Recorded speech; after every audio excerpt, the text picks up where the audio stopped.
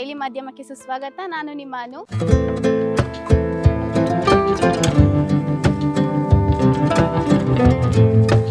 ನಿಮ್ಮೆಲ್ಲರಿಗೂ ಗೊತ್ತಿದೆ independence day ಹತ್ರ ಬರ್ತಿದೆ. ಇಂಡಿಪೆಂಡೆನ್ಸ್ ಡೇ ಮತ್ತು ಲಾಲ್ಬಾಗ್ ಅಂತ ನೆನಪಾದಾಗ ತಕ್ಷಣ ನೆನಪಾಗೋದೆ ಫ್ಲವರ್ ಶೋ. ಪ್ರತಿ ವರ್ಷದಂತೆ ಈ ವರ್ಷನೂ ಅದ್ದೂರಿಯಾಗಿ ಫ್ಲವರ್ ಶೋ ನಡೀತಾ ಇದೆ. ಈ ವರ್ಷದ ಫ್ಲವರ್ ಶೋ ಹೇಗಿರುತ್ತೆ ಅಂತ ನೋಡೋದಕ್ಕೆ ನೀವು ಕಾಯ್ತಿದ್ದೀರಾ. ಅಫ್ಕೋರ್ಸ್ ನಾನು ಕಾಯ್ತಿದ್ದೀನಿ. ಬನ್ನಿ ನೋಡೋಣ ಹೇಗಿರುತ್ತೆ ಈ ವರ್ಷದ ಫ್ಲವರ್ ಶೋ.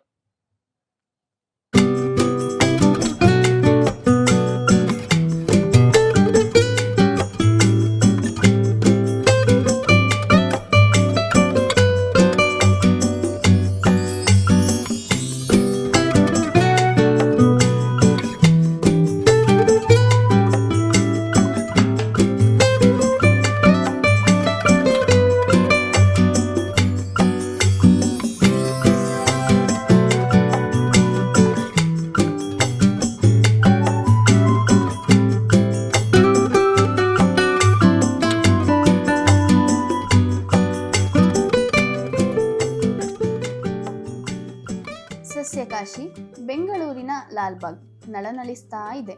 ಎಲ್ಲೆಲ್ಲೂ ಬಣ್ಣ ಬಣ್ಣದ ಹೂವಿನ ಅಲಂಕಾರ, ಕಣ್ಣು ಹಾಯಿಸಿದಲ್ಲೆಲ್ಲ ಕಲರ್ಫುಲ್ ಚಿತ್ತಾರ. ಇದು ಸ್ವತಂತ್ರೋತ್ಸವದ ವಿಶೇಷ. ನಮಗೆಲ್ಲ ಗೊತ್ತು, ಪ್ರತಿ ವರ್ಷ ಸ್ವತಂತ್ರ ದಿನಾಚರಣೆ ಬಂದರೆ ಸಸ್ಯಕಾಶಿ ಲಾಲ್ಬಾಗ್ನಲ್ಲಿ ಫಲಪುಷ್ಪ ಪ್ರದರ್ಶನ ನಡೆಯುತ್ತೆ. ಈ ಬಣ್ಣ ಬಣ್ಣದ ಹೂವಿನ ಲೋಕದಲ್ಲಿ ಮಿಂದೇಳಲು ರಾಜ್ಯದ ಮೂಲೆ ಮೂಲೆಗಳಿಂದ ಅಷ್ಟೇ ಯಾಕೆ ದೇಶ ವಿದೇಶಗಳಿಂದಲೂ ಜನ ಆಗಮಿಸ್ತಾರೆ. ಲಾಲ್ಬಾಗ್ ಎಂದರೆ ಇದು ಬರೀ ಉದ್ಯಾನವನವಲ್ಲ, ಬೆಂಗಳೂರಿನ ಸಾಂಸ್ಕೃತಿಕ ರಾಯಭಾರಿ. ಸರಿಸುಮಾರು 240 ಎಕರೆಯ ವಿಸ್ತೀರ್ಣದ ಲಾಲ್ಬಾಗ್ ನಮ್ಮ ರಾಜ್ಯದ ಅತ್ಯಂತ ಹಳೆಯ ಮತ್ತು ಶ್ರೀಮಂತ ಸಾವಿರಾರು ಸಸಿಗಳ ನೆಲೆಯಾಗಿದೆ. ಲಾಲ್ಬಾಗ್ನ ಅತ್ಯಂತ ವಿಶೇಷ ಏನೆಂದರೆ ಶತಮಾನಗಳಷ್ಟು ಹಳೆಯ ಮರಗಳು ಸಸ್ಯಕಾಶಿಯಲ್ಲಿವೆ. ಲಂಡನ್ನ ಕ್ರಿಸ್ಟಲ್ ಪ್ಯಾಲೇಸ್ ಮಾದರಿಯ ಗಾಜಿನ ಮನೆ ಇಲ್ಲಿನ ಬಿಗ್ಗೆಸ್ಟ್ ಅಟ್ರಾಕ್ಷನ್.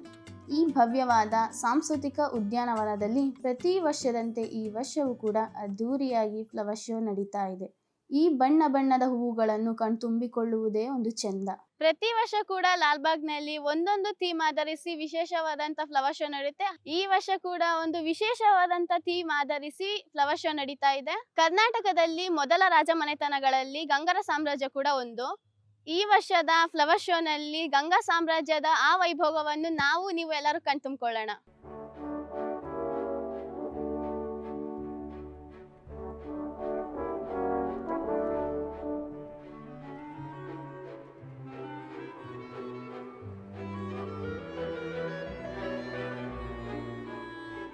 ಸಸ್ಯಕಾಶಿಯ ಫ್ಲವರ್ ಶೋ ಅಂದ್ರೇ ವಿಶೇಷ. ಇಲ್ಲಿ ಸುಮ್ಮನೆ ಹೂವಿನ ಅಲಂಕಾರ ಇರಲ್ಲ. ಪ್ರತಿ ವರ್ಷವೂ ಒಂದೊಂದು ಥೀಮ್ ಆಧರಿಸಿ ಫಲಪುಷ್ಪ ಪ್ರದರ್ಶನ ನಡೆಯುತ್ತೆ. 2026ರ ಅತ್ಯಂತ ವಿಶೇಷವಾದ ಥೀಮ್ ಸಿದ್ಧಗೊಂಡಿದೆ. ಯಾಕಂದರೆ ಈ ಬಾರಿಯ ಫ್ಲವರ್ ಶೋಗೆ ಐತಿಹಾಸಿಕ ಟಚ್ ನೀಡಲಾಗಿದೆ. ಕರ್ನಾಟಕದಲ್ಲಿ ಅನೇಕ ರಾಜಮನೆತನಗಳು ಆಳ್ವಿಕೆ ಮಾಡಿವೆ. ಅಂತಹ ರಾಜಮನೆತನಗಳಲ್ಲಿ ಗಂಗರ ಸಾಮ್ರಾಜ್ಯವು ಕೂಡ ಒಂದು. ಕರ್ನಾಟಕದ ಮೊದಲ ರಾಜಮನೆತನಗಳಲ್ಲಿ ಅತ್ಯಂತ ಮುಂಚೂಣಿಯಲ್ಲಿ ನಿಲ್ಲುವ ಹೆಸರು ಗಂಗರದ್ದು. ಅಂತಹ ಭವ್ಯ ಇತಿಹಾಸ ಫ್ಲವರ್ ಶೋನಲ್ಲಿ ರಾರಾಜಿಸ್ತಾ ಇದೆ. ಗಂಗರು ಕ್ರಿಸ್ತಶಕ 350ರಿಂದ 1004ರವರೆಗೂ ಕರ್ನಾಟಕದಲ್ಲಿ ಆಳ್ವಿಕೆ ಮಾಡಿದ್ರು. ಅದರ ಸಂಪೂರ್ಣ ಮಾಹಿತಿ ನೀವಿಲ್ಲಿ ತಿಳಿದುಕೊಳ್ಳಬಹುದು. ಕಣ್ಣಿಗೆ ಕಲರ್ಫುಲ್ ಹಬ್ಬದ ಜೊತೆಗೆ ಕರ್ನಾಟಕದ ಭವ್ಯ ಇತಿಹಾಸವನ್ನು ತಿಳಿದುಕೊಳ್ಳುವ ಸದಾವಕಾಶ. ಗಂಗವಂಶದ ಸ್ಥಾಪಕ ದಡಿಗ ಅಥವಾ ಕೊಂಗುಣಿವರ್ಮ, ಅವರಾದಿಯಾಗಿ ಅವನೀತ, ಮಾಧವ, ರಾಚಮಲ್ಲ, ನೀತಿಮಾರ್ಗ, ಎರೆಗಂಗ, ಬೂತುಗ ಹೀಗೆ ಗಂಗ ಸಾಮ್ರಾಜ್ಯದ ಪ್ರಮುಖ ರಾಜರ ಮೂರ್ತಿಗಳು ಮತ್ತು ಮಾಹಿತಿಯನ್ನು ನೀಡಲಾಗಿದೆ. ಗಂಗರು ಮೂಲತಃ ಉತ್ತರ ಭಾರತದ ಅಯೋಧ್ಯಪುರದಲ್ಲಿ ಹುಟ್ಟಿ ನಂತರ ದಕ್ಷಿಣ ಭಾರತದ ಕಡೆಗೆ, ಅದರಲ್ಲೂ ವಿಶೇಷವಾಗಿ ಕರ್ನಾಟಕದ ಕಡೆ ವಲಸೆ ಬಂದರು ಅಂತ ಇತಿಹಾಸ ಹೇಳುತ್ತೆ. ದೈವಿಕ ಸಿದ್ಧಾಂತದ ಪ್ರಕಾರ ಇವರು ಇಕ್ಷ್ವಾಕು ವಂಶದವರು. ಗಂಗರ ರಾಜಮುದ್ರೆ ಅಥವಾ ರಾಜಲಾಂಛನ ಮದಗಜ. ಹೀಗಾಗಿ ಈ ಬಾರಿಯ ಫ್ಲವರ್ ಶೋನಲ್ಲಿ ಗಜಗಾಂಭೀರ್ಯವನ್ನು ನೋಡಬಹುದಾಗಿದೆ. ಗಂಗರು ಜೈನ ಧರ್ಮಕ್ಕೆ ವಿಶೇಷ ಒತ್ತು ನೀಡಿದ್ದರು. ಹೀಗಾಗಿಯೇ ರಾಚಮಲ್ಲನ ಆಸ್ಥಾನದಲ್ಲಿ ಮಂತ್ರಿಯಾಗಿದ್ದ ಚಾವುಂಡರಾಯರು 980ರಲ್ಲಿ ಶ್ರವಣಬೆಳಗೊಳದ ಭವ್ಯ ಗೊಮ್ಮಟೇಶ್ವರನ ಏಕಶಿಲಾ ಮಹಾವಿಗ್ರಹವನ್ನು ಕೆತ್ತಿಸಿದರು.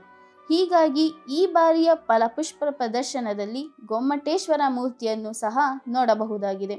ಒಟ್ಟಿನಲ್ಲಿ ಈ ಬಾರಿಯ ಫ್ಲವರ್ ಶೋ ಹೂವಿನ ಸೌಂದರ್ಯದ ಜೊತೆಗೆ ಕರ್ನಾಟಕದ ಭವ್ಯ ಇತಿಹಾಸವೊಂದರ ಪ್ರಚಾರವೂ ಆಗಿದೆ. ಹೀಗಾಗಿ ಮಕ್ಕಳು ದೊಡ್ಡವರಾದಿಯಾಗಿ ಎಲ್ಲರೂ ಈ ಬಾರಿಯ ಫ್ಲವರ್ ಶೋ ನೋಡಿ ಆನಂದಿಸಬಹುದು.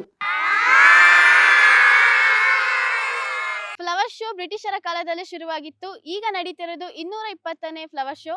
1912ರಿಂದ ಈ ಫ್ಲವರ್ ಶೋ ಅದ್ದೂರಿಯಾಗಿ ನಡ್ಕೊಂಡ್ ಬರ್ತಾ ಇದೆ. ಲಂಡನ್ನಲ್ಲಿ ನಡೆಯುತ್ತಿದ್ದಂತಹ ಚೆಲ್ಸಿಯಾ ಫ್ಲವರ್ ಶೋನ ಸ್ಫೂರ್ತಿಯಾಗಿ ಇಟ್ಕೊಂಡು ಇಲ್ಲಿ ಫ್ಲವರ್ ಶೋ ಶುರು ಮಾಡಿದ್ರು. ಹಾಗಿದ್ರೆ ಈ ಫ್ಲವರ್ ಶೋನ ಹಿಸ್ಟ್ರಿ ತಿಳ್ಕೊಳ್ಳೋಣ ಬನ್ನಿ.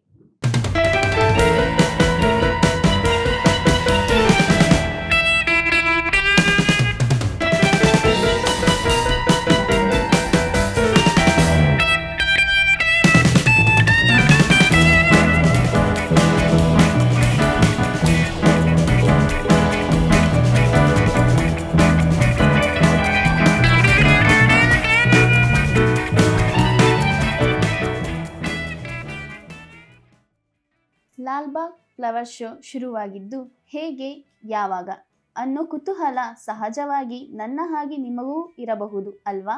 ಈಗ ನಡೀತಾ ಇರೋದು 220ನೇ ಫಲಪುಷ್ಪ ಪ್ರದರ್ಶನ.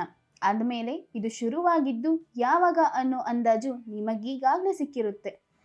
ಬ್ರಿಟಿಷರ ಆಳ್ವಿಕೆಯ ಕಾಲದಲ್ಲಿ ಲಾಲ್ಬಾಗ್ ಫ್ಲವರ್ ಶೋ ಆರಂಭಗೊಂಡಿತ್ತು. ಆದರೆ ಅಧಿಕೃತವಾಗಿ ಫ್ಲವರ್ ಶೋ ಸ್ಟಾರ್ಟ್ ಆಗಿದ್ದು 1908ರಲ್ಲಿ. 1912ರಿಂದ ರೆಗ್ಯುಲರ್ ಆಗಿ ನಡೆದುಕೊಂಡು ಬರ್ತಾ ಇದೆ. ಅಂದ ಹಾಗೆ ಈ ಫ್ಲವರ್ ಶೋಗೆ ಲಂಡನ್ನಲ್ಲಿ ನಡೆಯುತ್ತಿದ್ದ ಚೆಲ್ಸಿಯಾ ಫ್ಲವರ್ ಶೋ ಸ್ಫೂರ್ತಿ. ಬ್ರಿಟಿಷರ ಕಾಲದಲ್ಲಿ ಲಂಡನ್ ಮಾದರಿಯನ್ನೇ ಆಧರಿಸಿ ಇದನ್ನು ಆರಂಭಿಸಿದ್ದು ವಿಶೇಷ. ಸ್ವತಂತ್ರದ ನಂತರ ಸಸ್ಯಕಾಶಿಯ ಈ ಫ್ಲವರ್ ಶೋ ವಿಶೇಷ ಸ್ಥಾನ ಪಡೆದುಕೊಳ್ತು. ಇದಿಷ್ಟು ಲಾಲ್ಬಾಗ್ ಮತ್ತು ಫ್ಲವರ್ ಶೋ ಹಿಸ್ಟರಿ. ಸೊ ನೀವಿನ್ನೂ ಲಾಲ್ಬಾಗ್ಗೆ ಹೋಗಿಲ್ವಾ? ಫ್ಲವರ್ ಶೋ ನೋಡಿಲ್ವಾ? ಹಾಗಾದರೆ ಮಿಸ್ ಮಾಡಲೇಬೇಡಿ.